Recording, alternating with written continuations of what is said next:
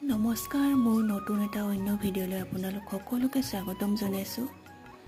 সৰস্বতী পূজা বুলি ক'লে আমাৰ ছোৱালীসকলৰ এটা স্পেচিয়েল দিন হয়নে নহয় বাৰু?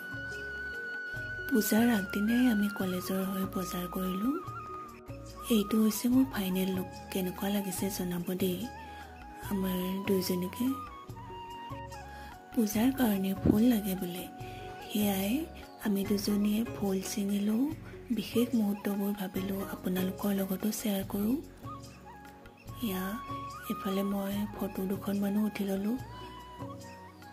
ষ্টাইল কৰি আহিছোঁ বুলি নিজকে বাৰে বাৰে চাই আছোঁ, দেখিছেনে? এয়া আমাৰ পূজা ৰেডি হৈছে আৰু